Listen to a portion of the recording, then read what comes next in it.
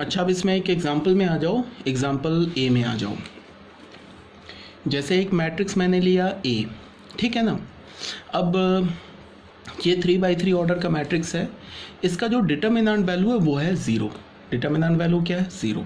इसमें 3/3 ऑर्डर के मैट्रिक्स को के कॉरस्पॉन्डिंग हम डिटर्मिनेंट कैसे इवैल्यूएट करते हैं, ये बार बार मैं बोल रहा हूँ, 11th में मैं बता चुका हूँ। अगर तब भी नहीं आता है, नहीं पढ़ा है ध्यान से, 11th में नहीं आता है, तो हम लोग मैट्रिक्स डिटर्मिनेंट चैप्टर को ही पढ़ेंगे, तो उसमें हम सीख लेंगे। बट अभी मान लो कि 3/3 ऑर्डर का मैट्रिक्स है, इसका डिटर्मिनेंट वैल्यू 0 है, तो ये जो ए मैट्रिक्स हुआ ना, इस मैट्रिक्स को हम एक सिंगुलर मैट्रिक्स बोलेंगे। और यहाँ देख लो, ये नल मैट्रिक्स तो है नहीं, बिकॉज सारे एलिमेंट तो 0 है नहीं। क्लियर है? ये जो बी मैट्रिक्स हुआ ना, ये भी एक सिंगुलर मैट्रिक्स हो गया। क्या हो गया? ये सिंगुलर मैट्रिक्स हो गया। ठीक है, बी क्यों सिंगुलर हो गया? क्योंकि बी नल भी है और इसका डिटर्मिनेंट वैल्यू तो 0 हो गई, बिकॉज मैंने अभी बोला कि किसी भी नल मैट्रिक्स का डिटर्मिनेंट तो हमेशा 0 होता है। तो जितने भी नल मैट्रिक्स हुए ना, सारे सिंगुलर मैट्रिक्स हो गए। ठीक है, यहाँ पे मैंने थोड़ा हिंदी भी यूज़ किया है। बहुत सारे बच्चे सिंगुलर और नॉन सिंगुलर मैट्रिक्स में कंफ्यूज हो जाते हैं, वो इंटरचेंजेबली यूज़ करते हैं, बट ऐसा नहीं है, बट ऐसा कुछ भी नहीं है। ठीक है, सिंगुलर मैट्रिक्स किसे बोलते हैं? एक बार और, जिसका डिटर्मिनेंट वैल्यू 0 हो। नल मैट्रिक्स किसे बोलते हैं? जिसके सारे एलिमेंट 0। ठीक है, अब मैं बोलूँ कि जितने भी स्क्वायर मैट्रिक्स नल स्क्वायर मैट्रिक्स होंगे वो सारे सिंगुलर मैट्रिक्स होंगे, बिकॉज मैंने क्या बोला कि हर एक नल मैट्रिक्स का डिटर्मिनेंट 0 होगा। तो अगर मैंने कोई स्क्वायर मैट्रिक्स लिया और वो स्क्वायर मैट्रिक्स अगर एक नल मैट्रिक्स है तो उसका डिटर्मिनेंट 0 होगा, तो वो नल मैट्रिक्स सिंगुलर भी होगा। ठीक है, बहुत ज़्यादा बोल दिया मेरे हिसाब से, समझ में आ गया होगा। तुम लोग भी शायद पक गए होगे कि एक ही बात को बार बार रिपीट कर रहे हैं, तो मैं एक्चुअली थोड़ा यहाँ पे अभी आप डाउट पूछ नहीं सकते हो, इसीलिए मैं थोड़ा ज़्यादा समझाने की कोशिश कर रहा हूँ कि कोई डाउट ना रहे। तब भी अगर कोई डाउट रह गया, जो होगा, ठीक है, तो तुम जब हम लोग ऑनलाइन इंटरेक्ट करेंगे तो उसमें पूछ लेना। ठीक है, मैंने क्या बोला? If A is a singular matrix then mod A या determinant is equal to 0, but vice versa is not correct. यही बात अभी समझाया गया है। अगर ये सिंगुलर मैट्रिक्स है तो उसका डिटर्मिनेंट वैल्यू तो 0 होगा, ये तो 100% ट्रू है। बट अगर किसी मैट्रिक्स का, अगर सिंगुलर मैट्रिक्स होगा तो उसका डिटर्मिनेंट वैल्यू 0 होगा। ठीक है, और लेकिन अगर मैं ऐसे बोलूं कि वाइस वर्सा का क्या मतलब हो गया कि अगर सिंगुलर है तो उसका डिटर्मिनेंट वैल्यू 0 होगा, बट अगर उसका डिटर्मिनेंट वैल्यू 0 है तो वो सिंगुलर भी होगा, इसमें भी कोई प्रॉब्लम नहीं है। ठीक है, तो इसका मतलब क्या है? यहाँ पे एक्चुअली क्या बोल रहा है कि वाइस वर्सा का मतलब कि दिस डजंट, यहाँ पे तुम इसको ऐसे लिख लो, this doesn't imply A is a null matrix, ये बोल रहा है। अगर सिंगुलर मैट्रिक्स है तो उसका डिटर्मिनेंट 0 होगा, इसका ये इम्प्लाई नहीं है कि A is a null matrix. Clear है यहाँ तक बात? कोई दिक्कत नहीं होना चाहिए। अच्छा, ये फोर्थ पॉइंट को समझाने के लिए एक बार तुम ऐसे देख लो, अभी तुम्हें ये काम आएगा समझने में। एक बार मैं समझा दे रहा हूँ, जैसे तुम ऐसे देखो, फोर्थ पॉइंट को समझने के लिए तुम एक बार ऐसे देखो। जैसे हमने ना कोई भी एक मैट्रिक्स ले लिया, जैसे इसको हमने एक मैट्रिक्स ले लिया ऐसे A11, ध्यान से देखो, A12, A13, A21, A22, A23,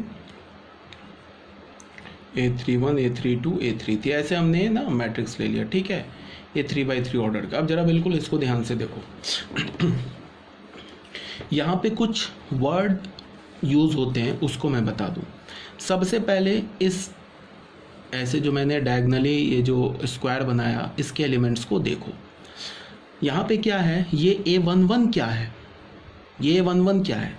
ये एलिमेंट है belong to first row first column. ये A22 क्या है? ये एलिमेंट है belong to second row second column. ये एलिमेंट है belong to third row and third column. इसे हम डायगनल एलिमेंट बोलते हैं। ठीक है, ये 3/3 ऑर्डर का ले लिया। अगर मैं 4/4 ऑर्डर का लेता तो यहाँ पे 4 डायगनल एलिमेंट्स हो जाते हैं, A11, A22, A33, और एक यहाँ पे 4 भी आ जाता।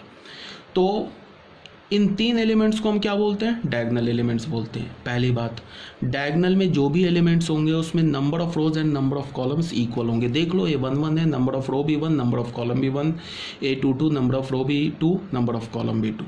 ठीक है, अब तुम इस डायगोनल के ऊपर और डायगोनल के नीचे देखो। ठीक है, तो डायगोनल के ऊपर और डायगोनल के नीचे नंबर ऑफ एलिमेंट सेम होंगे।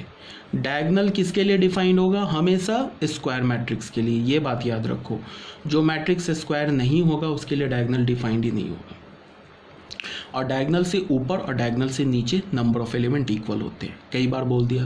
फिर दूसरी बात क्या है कि डायगोनल से ऊपर जो रो होता है वो कॉलम से कम होता है। और देख लो यहाँ, इसमें रो कॉलम से कम होने का मतलब क्या है कि यहाँ पे देखो A12 है ना, तो row number of row is less than number of column. यहाँ भी देखो, number of row is less than number of column, number of row is less than number of column. Diagonal के नीचे अपोजिट हो जाता है, जो रो होगा नंबर ऑफ रो वो क्या होगा?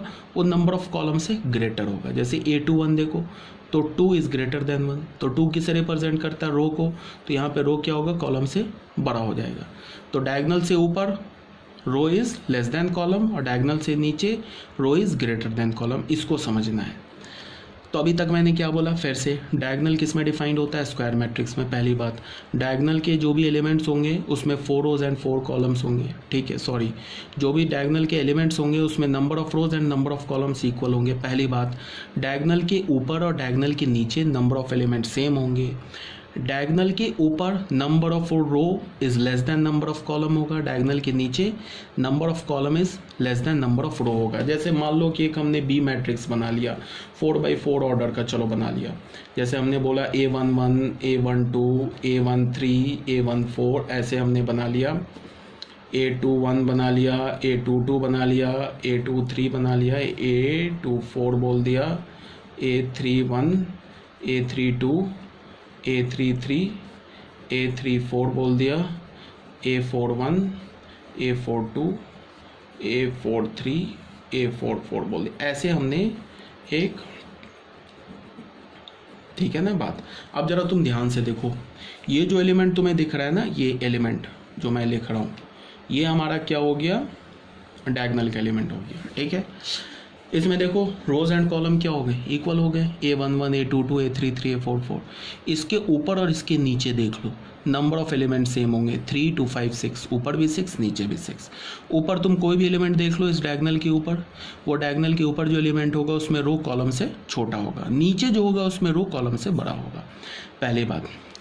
अब दूसरी बात क्या कि डायगोनल में कितने एलिमेंट्स होंगे?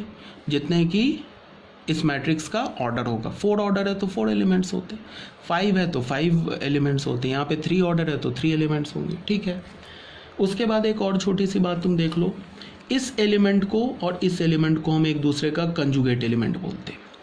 क्यों बोलते हैं? बिकॉज इसमें ये जो एलिमेंट है फर्स्ट रो सेकेंड कॉलम में, ये जो है सेकेंड रो फर्स्ट कॉलम में, तो इसे हम क्या बोलेंगे? एक दूसरे का कंजुगेट एलिमेंट।